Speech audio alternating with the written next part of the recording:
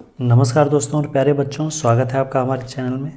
दोस्तों आज के इस वीडियो में हम गणित का एक बेसिक टॉपिक गुणज अपवर्त, जिसे इंग्लिश में मल्टीपल कहा जाता है, इसके बारे में देखेंगे।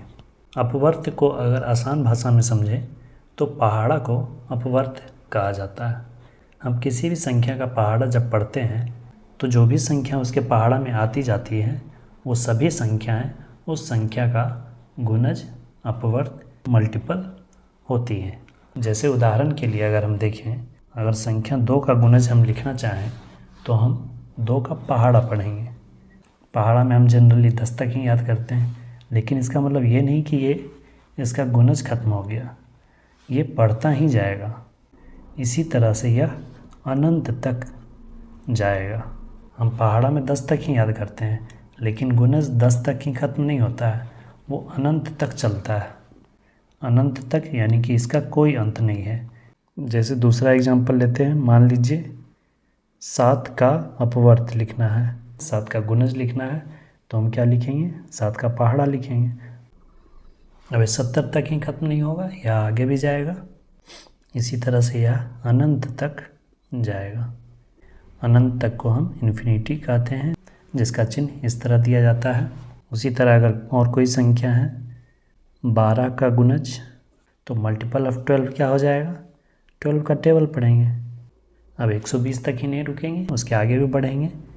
132, उसके बाद फिर 144, उसके बाद फिर इसी तरह से ये इन्फिनिटी तक चलेगा। तो इस तरह से हमने देखा किसी संख्या का जो गुणज होता है वह उस संख्या से पूरी तरह से विभाजित होता है।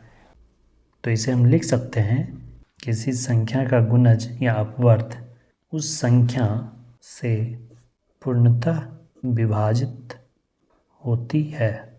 जैसे 2 का गुणज 20 है, 20 2 से पूर्णतः विभाजित होगा। अब अगर प्रश्न रहेगा कि क्या 17 3 का गुणज है, तो हम 3 का टेबल पढ़ेंगे। 3 के टेबल में 17 आएगा? नहीं आएगा, तो 17 3 का गुणज नहीं है। अर्थात हम गुणज की परिभाषा के रूप में यह कह सकते हैं कि कोई संख्या जिन संख्याओं को पूर्णतः विभाजित करती हैं वे संख्याएं उस संख्या की गुणज या अपवर्त कहलाती हैं। जैसे 7, 14, 21, 28, 49, 77, 91, 112, ये सब संख्याएं 7 के गुणज हैं, क्योंकि 7 से ये सब पूर्णतः विभाजित हो रही हैं।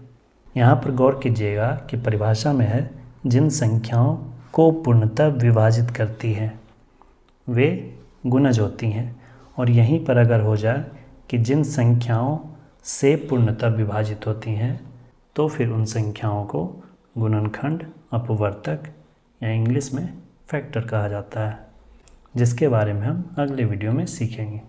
दोस्तों आपके लिए एक प्रश्न है, 15 के गुणज मल्टीपल को कमेंट में लिखकर पोस्ट करें। आप इस प्रश्न का उत्तर कमेंट में अवश्य दें। अगले वीडियो में हम गुणनखंड, अपवर्तक जिसे कि फैक्टर कहा जाता है, उसके बारे में सीखेंगे। वीडियो को अंत तक देखने के लिए धन्यवाद दोस्तों। मिलते हैं अगले वीडियो में एक नए टॉपिक के साथ। जय हिंद, वंदे मातरम।